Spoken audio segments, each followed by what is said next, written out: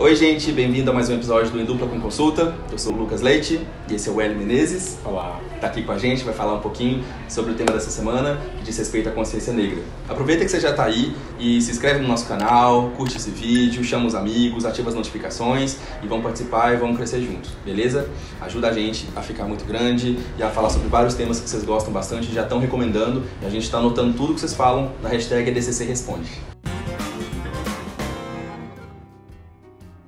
O Dia da Consciência Negra é um feriado em algumas cidades brasileiras, mas não no Brasil inteiro. Aqui em São Paulo, por exemplo, ele aconteceu numa terça-feira, então a gente ganhou um feriado, mas ele não é importante só por causa disso, só porque você pode ir pra praia e curtir com seus amigos. Esse dia é muito importante porque é o reconhecimento de uma cultura, de uma tradição e de um povo que ajudou a formar o Brasil como ele é hoje. Então, é a ideia justamente da consciência negra de um povo com aquilo que o representa, da sua identidade e o seu papel no nosso país. Para isso a gente convidou o Hélio Menezes, nosso grande amigo, que foi o curador do Histórias Afroatlânticas, uma exposição que foi tanto no MASP quanto no Instituto Tomi Otaki.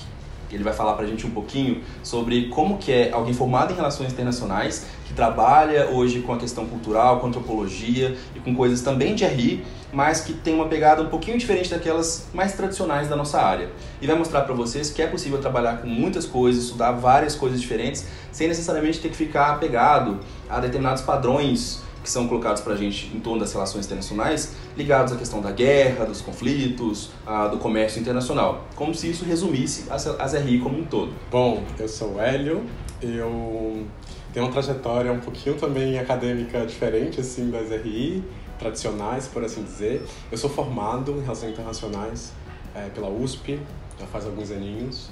Depois eu fiz Ciências Sociais também lá na Universidade de São Paulo.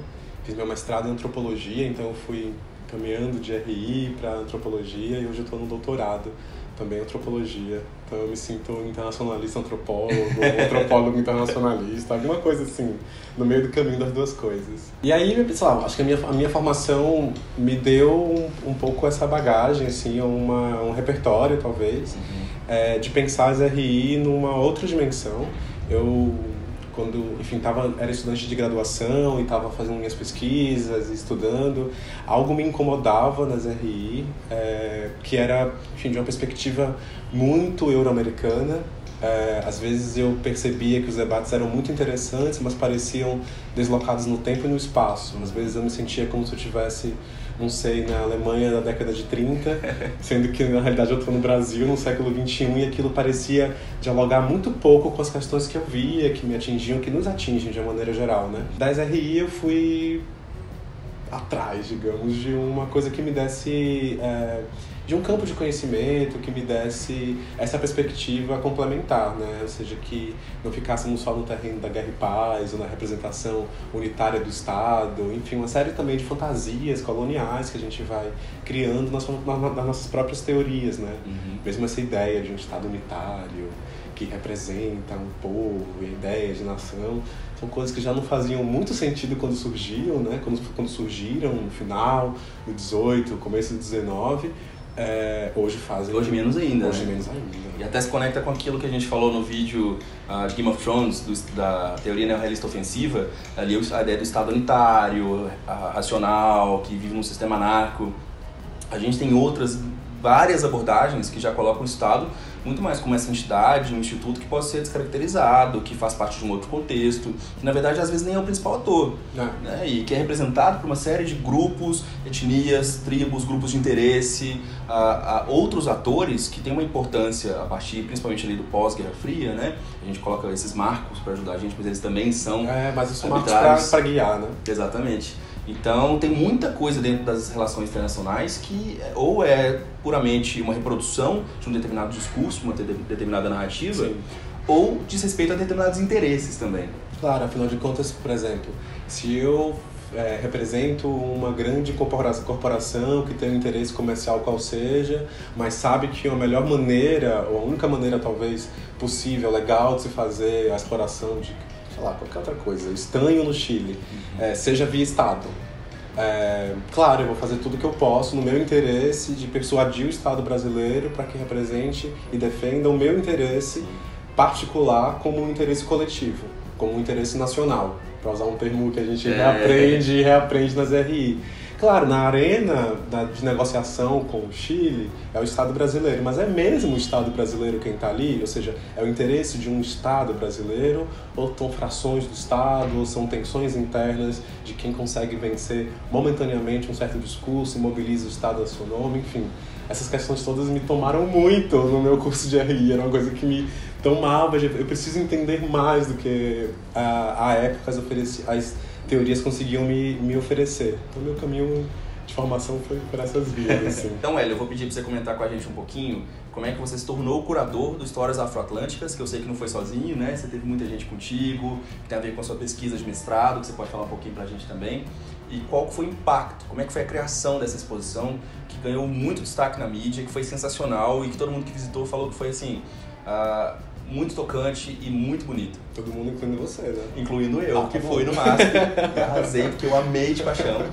Inclusive, quando eu vi aquela Iemanjá linda, né? Eu falei, aí tá mamãe, olha que coisa maravilhosa. Tinham 3 Iemanjás negros. 3 Iemanjás. Né? Entre outros, né? Tinha Ogum, se não me engano. Tinha uma sessão Oxóssi, de Exu. Tinha uma sessão de Xangôs, que tinham vários Xangôs. Tinha umas Iansãs. Ai, eu adoro. Estavam espalhados. Ai, que coisa linda. Posso voltar um pouquinho no tempo e contar? Pode, à vontade. Porque essa exposição, acho que você bem falou, né? Tem uma ligação, a minha relação com a exposição tem uma relação muito direta com a minha pesquisa no mestrado. E a minha pesquisa no mestrado tem a ver com essa trajetória que eu estava falando de transicionando de RI para antropologia, mas sem tirar os pés de nenhuma das duas áreas, né? Quando eu estava terminando a minha graduação em RI, eu trabalhei durante um tempo longo, uns 4 anos e meio, assim, no Fórum Social Mundial. Comecei como estagiário, quando estava fazendo ainda graduação em RI, e do fórum eu fui parar, assim, por conta de trabalho, fui morar um tempo em Dakar, no Senegal. E quando eu fui para o Senegal, foi como se eu tivesse voltado à Bahia e aquilo me deu um nó na cabeça. Era a minha primeira vez no continente africano na parte negra, eu já tinha ido para a África do Norte, mas não tinha ido para a África Negra. E... Só para constar, o Hélio é de Salvador. Eu sou baiano. Bahia, terra maravilhosa, nos recebeu muito bem na última festa de Iemanjá, inclusive, no dia 2 de fevereiro. Então, por isso essa conexão sensacional, né, de que você está falando agora.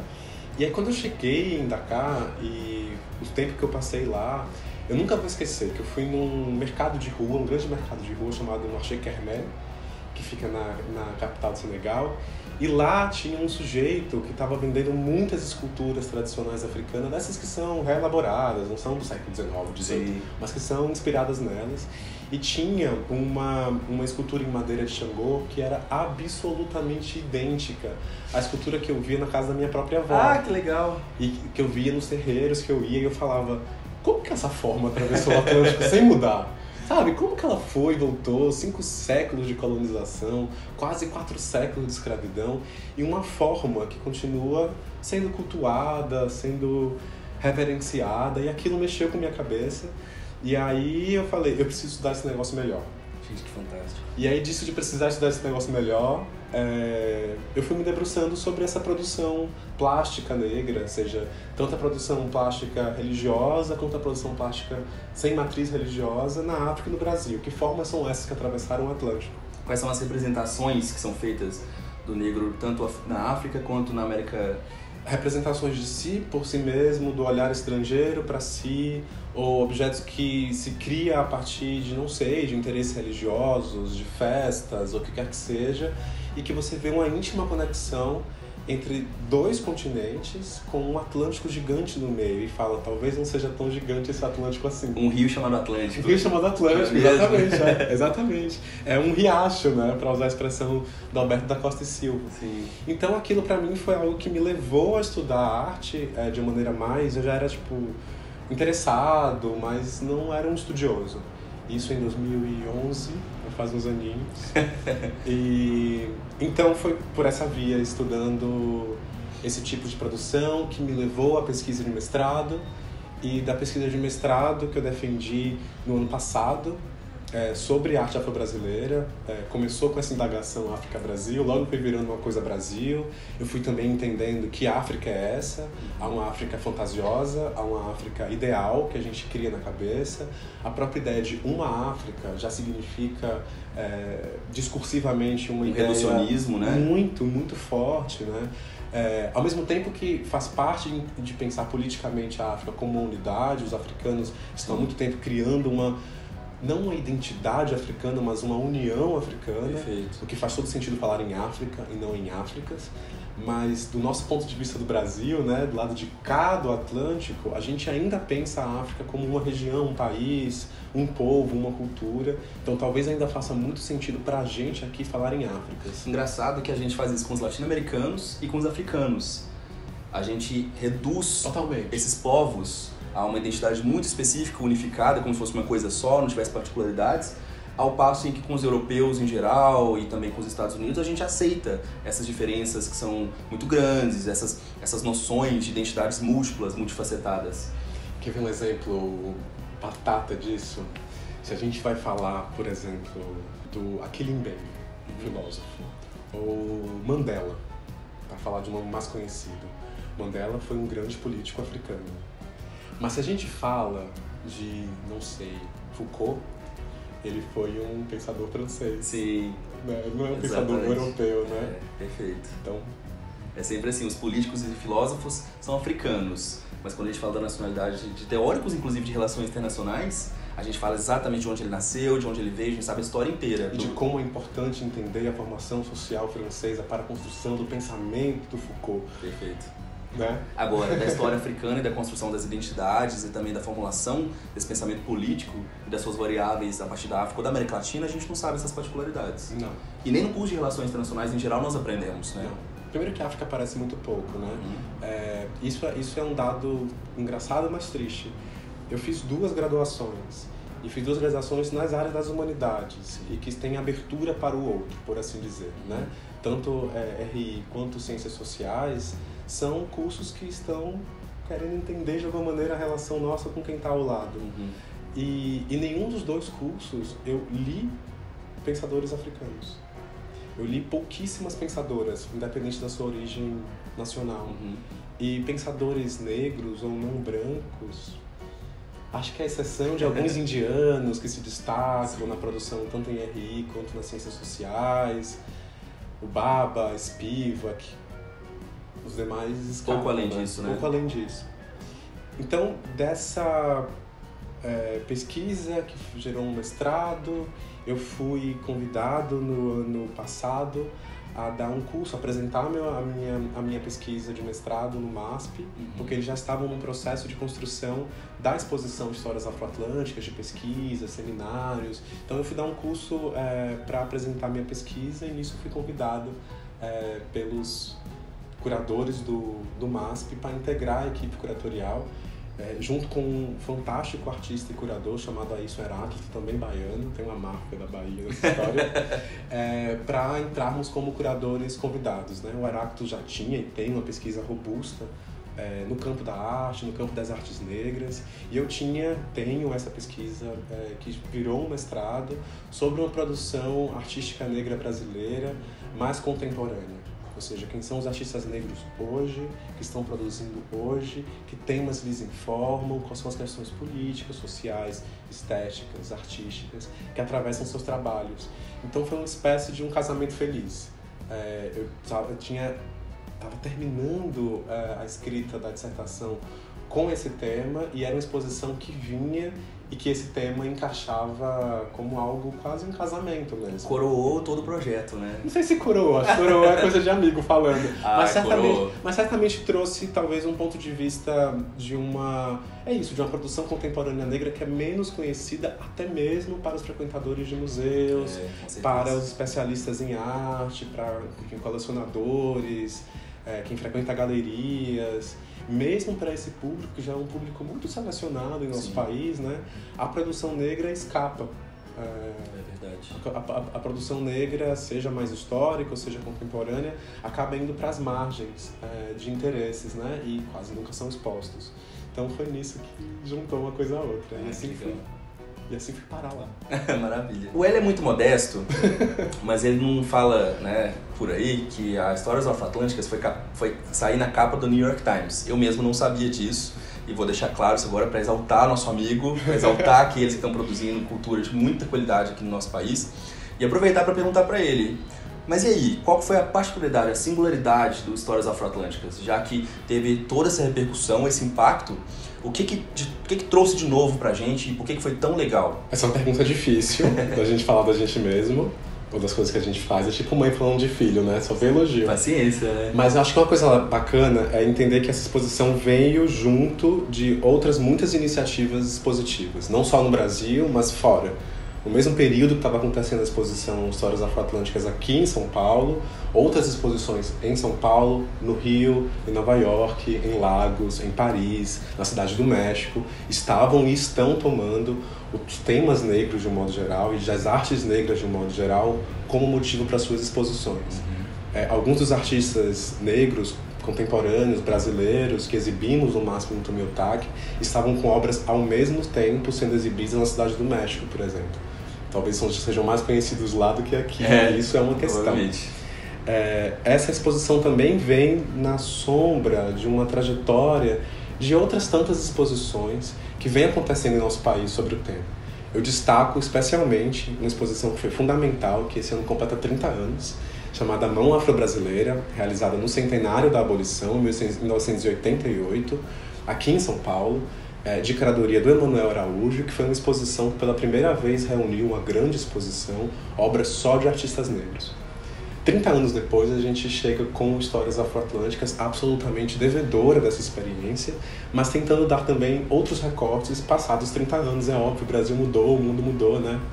E pra gente, o que era absolutamente fundamental para essa exposição era mostrar uma dimensão atlântica da questão negra, ou das questões negras. No fundo, é levar a sério a ideia de que não existiria a Bahia sem o Haiti, e o Haiti não existiria sem Cuba, Cuba não existiria sem a Nigéria Nigéria não existiria sem o sul dos Estados Unidos dos Estados Unidos não existiria sem o Senegal. O que há em comum entre todos esses lugares? O Atlântico. O Atlântico Negro, para usar uma expressão do Paul Gilroy. Ou seja, é levar a sério a ideia de que o Atlântico não foi só um produto das relações entre esses estados e regiões, mas foi produtor dessas regiões. A gente só consegue pensar numa identidade negra baiana, por exemplo, ou pensar na formação do candomblé no Brasil, dos candomblés no Brasil, que estavam em estreita relação com os cultos mais diversos, a orixás, a inquices, a eguns, etc. Os cultos de nação, né? Cultos de nação, na África, que também estavam sendo cultuados e continuam a ser cultuados em Cuba, no Haiti. Sim. Quer dizer, como você sai da Bahia e você ouve, você, sei lá, digamos, a palavra Oxum, da deusa das águas doces. Oraiê. E você chega em Cuba e alguém te fala em Oxum, você fala, pera aí. Que impressionante. O que é isso? O que tá ligando? Então, de alguma maneira, essa exposição tinha como foco a ideia de tomar o Atlântico como geografia. Uma geografia sem fronteiras, precisamente. Ou seja, e isso não é só uma percepção historiográfica, ou seja, são vários historiadores que têm trazido teses e mais teses mostrando como essas regiões estão absolutamente intricadas, né? E pensar uma história do Brasil, fechada no Brasil, já não faz o menor sentido. Já não faz o menor sentido. Você não consegue, por exemplo, entender o que foi o processo da revolta dos Malês em 1835 na Bahia, se você não for até a Nigéria e perceber que 5 anos antes estava tendo guerra civil lá, pessoas muçulmanas, negros islamizados, foram escravizados e mandados para onde? Para a Bahia, onde se rebelaram 5 anos depois. Como que você vai construir uma história sem fazer essa ponte? Então, a exposição tinha muito disso, desse recorte, sabe? Impressionante, a gente fala muito de transnacionalidade já nesse período, né? Porque parece que os atores transnacionais, essa ideia da globalização é um fenômeno recente, muita gente assume isso como dado. E eu discordo muito desse aspecto, né?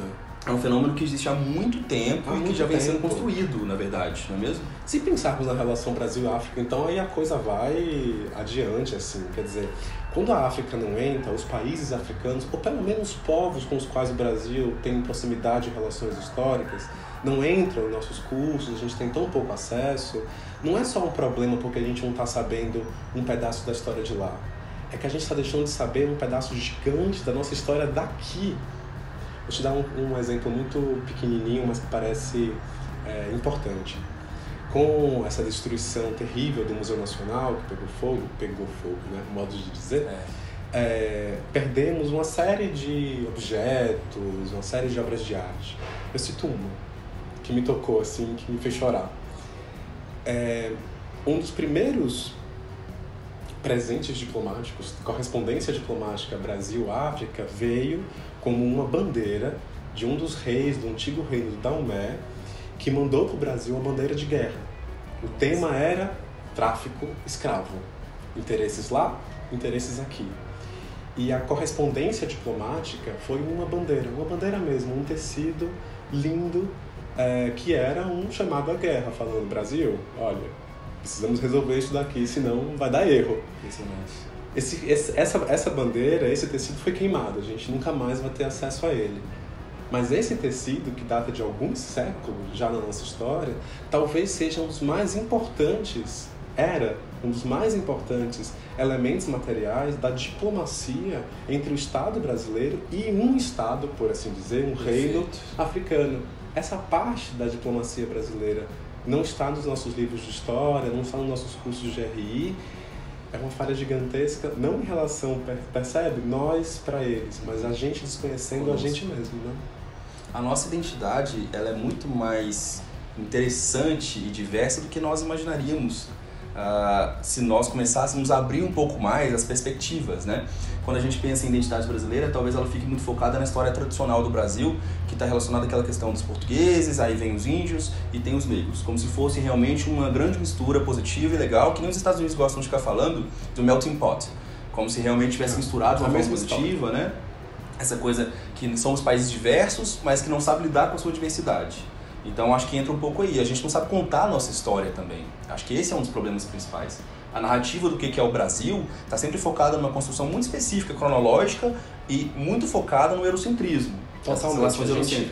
A gente não olha nem para os nossos vizinhos latinos direito, a gente não olha nem para os nossos vizinhos africanos com esse riacho chamado Atlântico que nos separa e nos une, mas a gente tem um afinco gigantesco olhar lá para a Europa, que é absolutamente importante também. Sim. Não estou aqui querendo dizer que a gente não deve estudar a história de Portugal. Uma coisa não elimina a outra, né? As pessoas entendem errado. Pelo contrário, até porque não existiria Portugal sem Nigéria. Perfeito, bem colocado. Né? Hélio, conta pra gente então, explica pra gente como é que a gente pode pensar as relações internacionais a partir da exposição e a partir disso que foi proposto, da construção de narrativas, de uma visão muito diferente tanto da historiografia quanto da representação do povo brasileiro e dos povos africanos e dos povos, na verdade, negros, né, afro-atlânticos. Lucas, eu penso que no momento em que a gente tomou, por exemplo, o Atlântico Negro como ator principal dessa história, que a gente toma o Atlântico como uma geografia sem fronteiras para fazer uma exposição, talvez esse seja um mote interessante para instigar novos pensamentos nas relações internacionais que também não partam necessariamente de geografias pré-estabelecidas, fronteiradas, por assim dizer. Talvez seja o caso, quem sabe, a exposição possa inspirar também nesse sentido, de pensar as relações internacionais de maneira menos abstrata, menos ideal, menos no plano de um ator A relaciona-se com um ator B, como se esses atores fossem desencarnados, não tivessem pele, carne, osso, ideias, interesses próprios, formações históricas e culturais específicas, e de entender como esse ator A e esse ator B estão se relacionando o tempo inteiro. Então talvez seja o caso de começar a pensar as RI não pelo A ou pelo B, mas na relação A e B. Ou seja, é a relação que forma os dois. Se é o Atlântico, se é verdade que foi o Atlântico que formou tanto a Bahia, quanto a Havana, quanto Lagos, não é Lagos que está definindo sozinha por si mesma, mas essa relação entre elas é um ajuste no olhar que vai focar nas relações mais do que em atores pré-definidos. Isso significa dizer que para estudar a história norte-americana, ou um pedaço da história norte-americana, a gente vai ter que mergulhar profundamente na formação daquela história, na formação daquele lugar, na formação daquele diplomata, na formação daquele chefe de Estado, na formação daquele interesse, naquele momento específico. Por exemplo, se a gente pensa que o Brasil tem nas suas relações exteriores com o continente africano, alguns parceiros que vão se alongando pelos anos, ou seja, são décadas que o Brasil tem alguns países africanos como parceiros comerciais, sim, parceiros culturais específicos, uma história que vai se retroalimentando com o tempo. Interessa entender em que momento a Nigéria tornou-se um ator importante para as relações internacionais do Brasil. Com que interesse ali chegamos? De que maneira a gente olha para esses países que foram absolutamente fundamentais para a nossa formação cultural, histórica, econômica e política? Angola, Moçambique, Nigéria, Congo. Congo, os dois Congos. Sim. De que maneira esses países entraram em nossas políticas externas? Ora, muitas vezes aparecem dentro de uma lógica neocolonial. Sim. Muitas vezes aparecem numa lógica de não são nossos parceiros históricos, vamos lá explorar o petróleo loucamente, a construção civil em Angola, vamos levar nossas empresas. Levar nossas empresas, ou seja, tem muitas vezes também uma ideia de somos irmanados na teoria, mas na prática recolonizamos países que deveriam ser nossos irmãos. Ou levamos uma lógica de um olhar colonial para esses países. A gente não chega com a mesma altivez para negociar com os Estados Unidos. A gente não chega com o mesmo orgulho e presença para negociar com a França. Mas a gente chega com uma soberba gigantesca para negociar com Angola.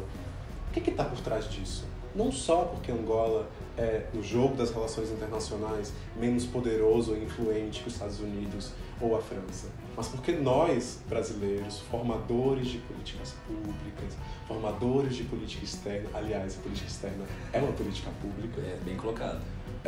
Olhamos para Angola com um olhar diminuidor.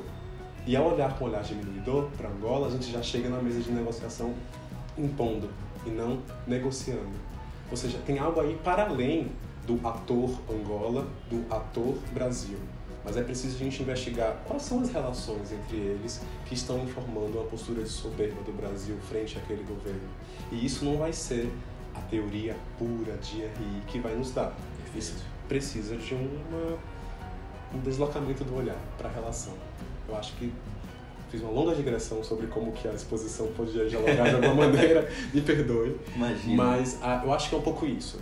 Eu penso que é um foco no olhar, um ajuste do foco do olhar para pensar as relações e nunca atores como isolados. A gente está se formando o tempo inteiro. Acho que é por aí. Arrasou. Maravilhoso, gente. Que Nós. Ainda tem muito tempo. Então vamos lá. Só para filmar. Que maravilhoso. Quer continuar nessa linha? Vou começar a mudar. Na exposição? Mais alguma coisa importante? Acho que talvez seja legal, muito rapidamente, falar que... Posso? Tá. Quer que eu te faça uma pergunta? Eu acho que queria falar um pouco assim, como foi a exposição, foi um momento de trazer para cá produções de artistas de todo o eixo, quase todo o eixo afro-atlântico, ou seja, vieram peruanos, colombianos, haitianos, cubanos, estadunidenses, senegaleses, do Mali e assim vai. E colocá-los todos juntos, perfeito, tem uma... quebra-cabeça quase, né? Não sei se quebra-cabeça não, mas é um mosaico. É um mosaico e eu acho que algo da exposição, ao colocar essas referências lado a lado, literalmente lado a lado, foi uma espécie de discurso visual ou de materialização visual desse discurso relacional que eu estou aqui defendendo. Quando você vê uma Iemanjá negra de Cuba, com uma Iemanjá negra da Bahia, com uma Iemanjá negra que vem de São Paulo, e elas são absolutamente comunicáveis, elas quase se citam, embora os artistas não se conhecessem uns aos outros, você vê que no Atlântico viajaram convenções também. Convenções visuais. Agora eu estou imaginando a dificuldade que deve ter sido ligar os pontos, tentar fazer conexões relacionadas a vários países, vários autores, de muitos momentos diferentes na história e tentar fazer sentido com isso tudo. Como é que foi essa obra hercúlea de lidar com tanta informação? Olha, foi um trabalhão. Imagina. Foi um trabalhão que durou quase 3 anos formais assim, de pesquisa. Embora, claro, cada um dos curadores já vinha com pesquisa há muito mais tempo, pesquisas individuais, né? Sobre esse tema. Mas teve algo do processo que foi fácil, por assim dizer. É que essas conexões que eu estou aqui tanto reafirmando entre Brasil e Cuba e Haiti, e Peru e México e Senegal e Angola e Moçambique, e Congo e Nigéria, estão dadas. Não é uma criação nossa que fala, vamos lá estabelecer as pontes. Essas pontes já estão dadas. O que falta é uma visibilização delas. A gente não as vê, simplesmente. A gente não as vê. A gente bota uma cegueira em que a gente vê, mas não enxerga. Ou a gente coloca certos óculos com lentes específicas e enxerga o que a gente quer ver. Exatamente, exatamente. Então, ao colocar lado a lado uma série de artistas e obras de todos esses países, banhados ou influenciados pelo Atlântico, o que também significou incluir, por exemplo, obras de artistas ingleses, obras de artistas franceses. Atlântico. Era uma exposição que não tinha só artistas negros, tinham também muitos artistas brancos, especialmente artistas brancos dos séculos passados, que tinham uma representação idealística, fantasiosa, hipersexualizada, ou voltada ao trabalho, o que quer que seja, com temas que a gente sabe que são pesados, do corpo negro. Sim. Mas ao colocar lado a lado uma série de obras de artistas cubanos, jamaicanos, brasileiros, de diferentes regiões do Brasil, porque também a ideia de um Brasil é tão fantasiosa quanto a ideia de uma África. São muitos os Brasis, no tempo e no espaço. Ao colocar, por exemplo, uma Iemanjá Negra, do René Portocarrero, que é um artista cubano conhecidíssimo em seu país e desconhecidíssimo por nós. Ao lado de uma Iemanjá Negra, da Edsoleda Santos, uma artista baiana, e da Maria Auxiliadora, uma artista que fez toda a sua vida artística e profissional aqui na cidade de São Paulo, claro, eram 3 Iemanjás muito distintas entre si, mas você via nelas uma conexão que não era a gente que estava criando. Sim. A gente só fez realçar algo que já estava colocado nessa relação. E você vê, ora, por que a nossa imagem mais comum de Iemanjá, por exemplo, no Brasil, é uma Iemanjá branca, saindo das águas, da como novela. se fosse uma Nossa Senhora. Exatamente. Ou da novela da Globo, numa Bahia que só tem gente branca. E aí você vê imagens de artistas que estão apontando para o contrário e fala, pera. Então tinha algo da exposição que era quase como se fosse uma materialização visual desse discurso que a gente vem construindo há um tempo. Nós somos atlânticos. Há algo da diáspora que escapa, mas que permanece. Há algo da diáspora que sai da África 500, 400 anos atrás, vai parar no Haiti, vai parar no Brasil, vai parar em Cuba, vai se transformar nessas regiões, vão relacionar-se uns aos outros para se transformar mutuamente, mas que persiste. Essa persistência, que é absolutamente fundamental para a gente entender nossos problemas contemporâneos no Brasil, bem como nossas soluções, sem dúvida, nunca virão se a gente pensar o Brasil isolado, ou Cuba isolado, ou Haiti isolado. Mas quando a gente coloca as imagens juntas, como a gente colocou na exposição, aquilo ganhava um impacto visual de uma teoria por vezes difícil nas palavras de serem... Uma teoria às vezes difícil nas palavras de ser veiculada, mas mais fácil de ser aprendida pelo olhar. Perfeito. Então, eu acho que ali na exposição também tinha, se eu posso agora passar no tempo que a exposição terminou, fazer um pouquinho tal como mãe com filho e passar assim, agora tá tudo bem, né, fazer um carinho na cabeça, mas eu acho que teve algo muito legal disso, assim, me permite essa imodéstia, claro. Que é, primeiro, de trazer uma série de obras e artistas pela primeira vez ao Brasil, que é uma oportunidade do público ver, independente se a exposição era boa ou não, se o argumento funcionava, as obras individualmente eram incríveis. Lindas. E isso já gerava uma vontade das pessoas de ver e uma possibilidade mesmo, né? A gente não pode esquecer, a gente é um país, ao olhar estrangeiro, de terceiro mundo, e a gente queima museus. Exato. Se a não é gente nem a queima primeira museus, vez. não é sequer a primeira vez. Então, é um esforço hercúleo, como você falou, de trazer essas obras e que talvez, muito dificilmente, a gente vai conseguir fazer algo desse tamanho daqui pra frente, porque, afinal de contas, a gente é um país que queima museus mesmo. Então, há algo aí que a exposição, espero, tenha deixado, de um apelo à ideia de que o nosso presente só será pensado, encarado, resolvido, se a gente encarar com igual seriedade o nosso passado. O nosso presente é cheio de passado. Sim. E o nosso presente é cheio de outros presentes de outros lugares. Não é só que no passado Cuba, Brasil, Estados Unidos, Jamaica, Senegal estiveram conectados. Continuam conectados. Que legal. Eu amei, que chique. Gente, que honra. Ai, vou pegar uma coisa legal. Vai. Trazendo um pouquinho de novo para essas relações internacionais, eu não vou me eximir dessa pergunta, mas foi praticamente um grande acordo de cooperação internacional com esses países. Como é que foi esse processo? Olha, foram vários acordos. Você pode imaginar que era uma exposição que reunia mais de 400 obras, com mais de 220 artistas, instituições diferentes. Então, para cada obra ou artista no museu, é um contrato e uma negociação específica com aquele museu. Um artista com aquela galeria, um novo contrato e uma nova negociação com aquela galeria. Haja trabalho. Mas tem algo daí, um dia eu vou conseguir escrever sobre isso, daqui a 2 anos, quando eu descansar, mas um dia eu vou conseguir escrever sobre isso.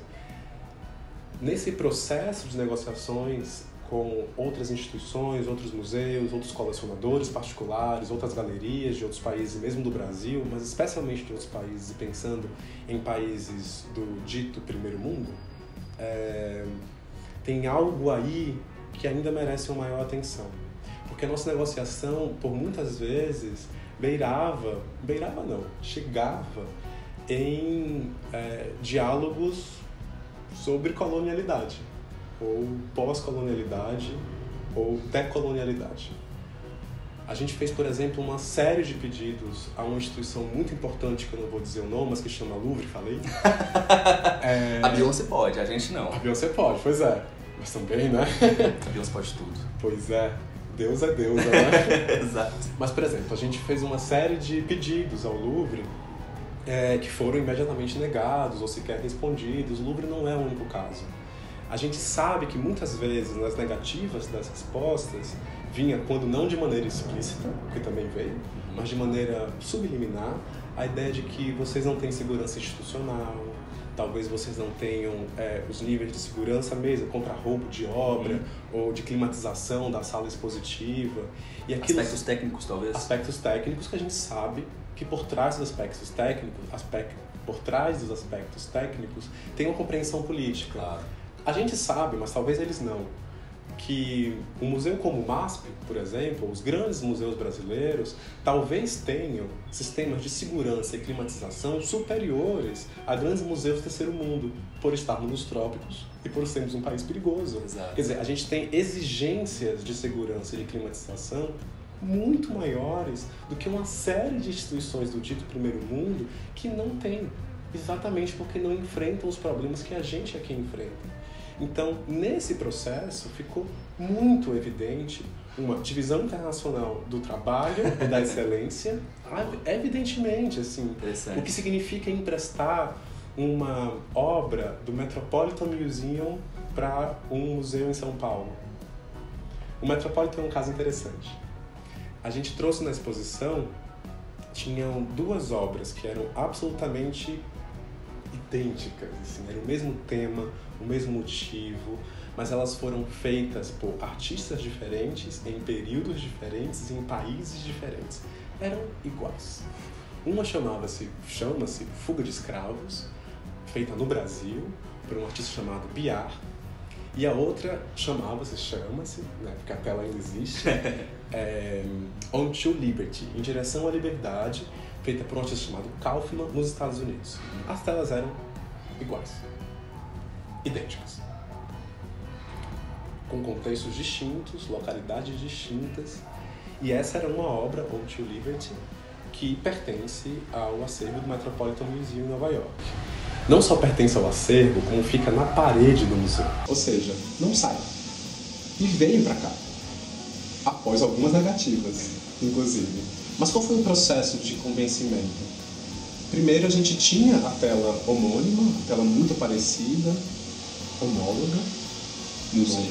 Homóloga, homônima de nome. A gente tinha a tela homóloga de um colecionador particular aqui do Brasil e mostramos a eles, falando, olha, essa masterpiece da coleção de vocês conhecem essa? E eles não conheciam. E ficaram, mas como assim? É uma cópia? A gente falou, olha, pela datação, a do Brasil é anterior dos Estados Unidos. Se tiver cópia, então, já sabemos quem é.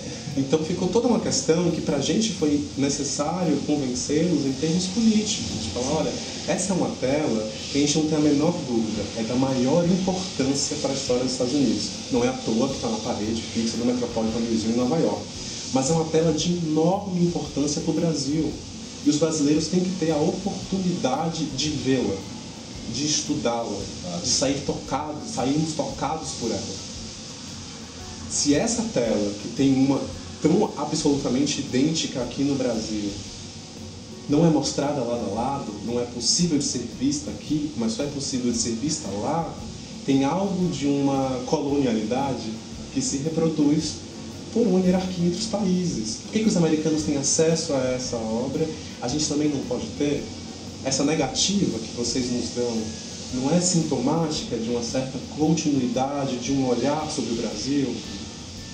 Um outro exemplo, também da exposição, talvez ainda mais forte, são uma dupla de telas, de retratos realizados por um artista chamado Albert Caut no Brasil no século XVII.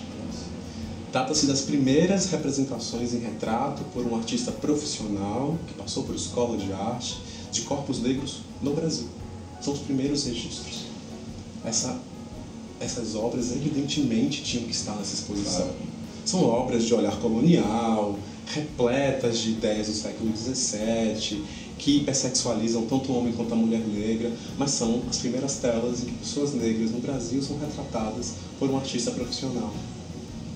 No processo de negociação com o Museu da Dinamarca, que as tem em seu acervo, em determinado momento, junto com o pedido, junto com a conversa, a explicação do que é a exposição, diante de negativas ou diante de questionamento sobre a importância disso, a gente tem que explicar certas coisas do tipo, olha, essas telas são da maior importância ao nosso país. Elas ainda hoje são expostas na Dinamarca dentro de um museu etnográfico, como se fossem documentos históricos, sem nenhum olhar colonial europeu em cima. A gente precisa decolonizá-la, a gente precisa questioná-la. E para fazer isso é preciso trazer. Vocês não podem ter a posse de uma obra e não obras como essas e não possibilitar o trânsito, a vinda para o Brasil, porque ao negar a vinda para o Brasil, vocês estão negando que o nosso próprio povo entre em contato com as primeiras telas que corpos negros foram retratados no Brasil. É muito importante para que seja negado esse pedido. Então, esse grande acordo internacional foi feito por muitos acordos pequenos, alguns mais fáceis, outros mais complicados, inclusive com os nossos países irmãos da América Latina, alguns países irmãos da América Latina e da África, que não tinham e não têm a força institucional que um grande museu como o Metropolitan tem. Você pode imaginar como, por exemplo, trazer obras do Museu Nacional de Havana para cá não tem a mesma facilidade em termos operacionais e técnicos que trazer uma obra de Nova York para cá, embora a Havana seja mais próxima. Mas há uma série de fragilidades institucionais que são próprias da lógica e do contexto cubano que a gente também tem que aprender a lidar. Das obras chegarem atrasadas, porque ficaram paradas no aeroporto, das obras chegarem com estado de conservação menos apurado, faz tudo parte do jogo. Legal. Lucas, agora eu vou inverter a posição aqui e te colocar uma pergunta, pode ser? Pode ser. Porque você visitou a exposição e a gente já conversou algumas vezes sobre ela, estamos aqui novamente conversando sobre ela. E você me fez uma pergunta como que de repente a exposição pode informar, iluminar questões de RI. E eu digo para você algo também nessa mesma linha, ou seja, que temas ou questões de RI, pensando no RI não no seu formato tradicional, eu estudei Morgenthau, assim, sabe? O negócio que eu falava, lindo, massa, mas não me ajuda a pensar o Brasil, não. Como você vê, portanto, ou seja, certamente você viu, espero, acredito, que tenha visto questões decoloniais ali, ou pós-coloniais ali, que tem uma relação estreita com também teorias pós-coloniais da RI, porque é de onde eu venho também. Como você vê? Como você me conta agora? Bom, o desafio agora está colocando, né? Lancei a batata quente para sua mão. Tá aqui, obrigado. Eu acabei de ter uma aula de pós-colonialidade e de pós-colonialismo aqui, então eu vou tentar colocar em outras palavras aquilo que um professor de Relações Internacionais, de Teoria 2 de Relações Internacionais, que geralmente fala um pouquinho sobre teoria pós-colonial, enxergou naquilo tudo. Mas não só isso, igual o Hélio falou, a gente não está isento do nosso contexto social, de quem nós somos, das instituições nas quais nós estamos inseridos, da nossa religião, da nossa família. E aí eu, por exemplo, como eu sou um bandista, eu sou da Umbanda, eu olhei aquilo tudo com olhos de surpresa, de fantasia, porque foi uma representação de uma coisa que eu cultuo e que eu acho bonita, porque faz parte do meu imaginário, mas a beleza de ser visto, de aquilo ser visto a partir do olho do outro e daquilo que criou aquele arcabouço de imagens e de ideias, me gerou uma interpretação que eu não tinha, me gerou imagens que eu não tinha. E aí eu começo a me perguntar, afinal, o que eu ensino? O que eu aprendi esse tempo todo? O que de fato está colocado para mim que eu nunca tive a capacidade de interpretar de uma forma distinta? Então me impactou de tal forma porque eu estudo os Estados Unidos, eu estudo relações raciais nos Estados Unidos, mas aí isso já me apontou para outra coisa. Eu não estudo relações raciais no meu próprio país. E eu não estudo as relações raciais e como elas têm ligações muito fortes com a discussão de outras minorias e outros grupos marginalizados, tanto no Brasil quanto no exterior. E também me fez repensar em outras coisas. Por exemplo, a gente fica dando aula o tempo todo usando exemplos dos Estados Unidos, da Europa, mas... Ou mesmo teóricos, autores no geral, euro-americanos. Exatamente. E a gente dá quase que um semestre inteiro só de teorias, chamadas clássicas ou modernas, desses autores. Sim. Mas a gente demora muito a chegar nas teorias chamadas pós-positivistas, ou que supostamente são mais críticas, para tentar desconstruir um pouco esse pensamento. Não seria melhor a gente estudar teorias que dizem respeito à nossa convivência, tanto no nível doméstico quanto no nível internacional? Não seria mais interessante nós oferecermos cursos de extensão e disciplinas obrigatórias e às vezes optativas, também ligadas a uma representação específica da nossa cultura e da nossa identidade? Será que não são essas pequenas coisas, que não são tão pequenas, que nos atrapalham na forma como nós nos relacionamos entre nós enquanto população brasileira, mas também nós brasileiros com latino-americanos e com africanos e também com europeus? Te digo, pegando um exemplo de sua pesquisa sobre relações raciais nos Estados Unidos, você fez essa digressão pensando, poxa, mas e no meu próprio país? Quando Bob Marley morreu, a Bahia inteira chorou. Impressionante. Os blocos afro da Bahia, Olodum, Ilê Aie, Malê de Balé e assim vai, todos saíram no carnaval seguinte à morte de Bob Marley, tomando Bob e a luta negra na Jamaica como tema. Esses movimentos estão super conectados, estavam super conectados. Isso passa à margem das nossas teorias de relações internacionais, não entram. Um outro exemplo pegando a exposição é uma fotografia do Carlos Vergara num carnaval dos anos 70 no Rio de Janeiro, do bloco Cacique de Ramos, em que ele registra, pela fotografia, 3 sujeitos negros com os peitos desnudos, escrito poder em cada uma delas. Sim. Aquela fotografia... Famosa. Essa do poder, como é que chama? Chama Carnaval. Carnaval. Essa é famosíssima, ela é linda, ela tem impacto, assim. E ela é uma foto bonita, visualmente falando. Mas além da palavra poder, escrita em letras brancas, né, sobre o peito negro desses 3 sujeitos, toda a estética deles estava muito relacionada a 2 movimentos fortes da negritude nos Estados Unidos. O Black is Beautiful e o Black Power. Não é à toa que eles estão com a palavra poder escrito no peito. Ora, aquela fotografia é um registro dos anos 70, no auge da ditadura no Brasil. Enquanto os nossos teóricos estavam, e ainda hoje pensam, relações raciais no Brasil, um bloco, relações raciais nos Estados Unidos, outro bloco, essa única fotografia do Vergara está nos forçando, eu inclusive como pesquisador, a falar que blocos separados são esses. Talvez no campo acadêmico tenha demorado a chegar às reflexões de lá para cá. Talvez no campo de produção intelectual. Mas no campo dos movimentos de negritude, nos campos da cultura, é imediato. Já nos anos 70, não estou falando de intelectuais negros na rua do Rio de Janeiro.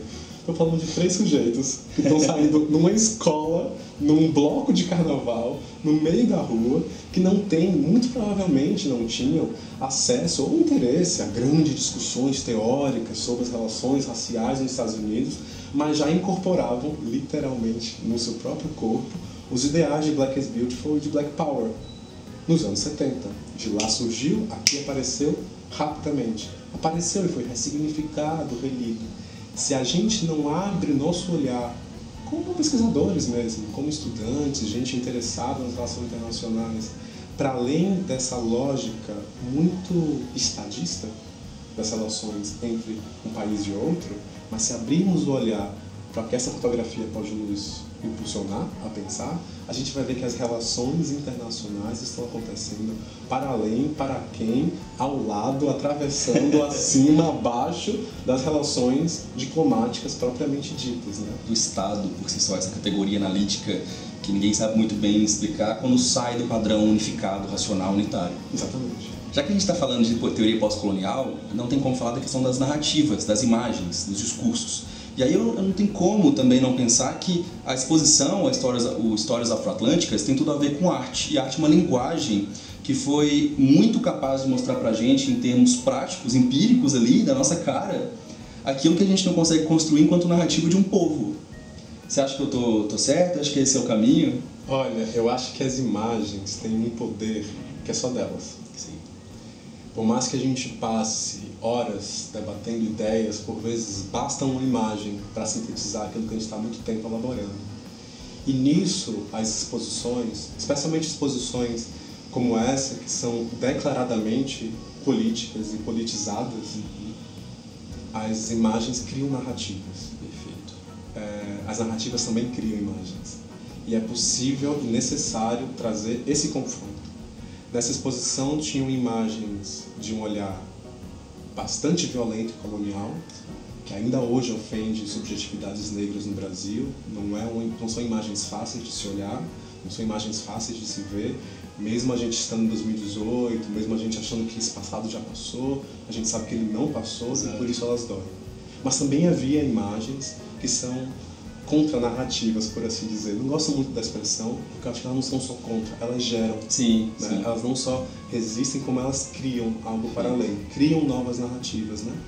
E essas imagens são imagens de empoderamento negro, por exemplo, são imagens de mostrar, como essa do Carlos Vergara, ou algumas obras relacionadas ao Bloco Afro Leaie, em Salvador, né? O primeiro Bloco Afro do Brasil, também tal como a fotografia do Vergara, no Carnaval no Rio, foi um bloco afro em Salvador que surge nos anos 70, em pleno regime militar, com um discurso de aqui só entrará pessoas negras. Esse vai ser um espaço do Carnaval que não entrará pessoas brancas. Eles estavam disputando narrativa ali, no discurso e na prática. Esse discurso e prática obrigatoriamente teriam que aparecer na exposição, e por ser uma exposição de arte, que lida com obras de arte, com imagens, como transformar esse discurso, essa disputa de narrativa, essa construção de novas narrativas do Bloco Afro Leaie em visualidades.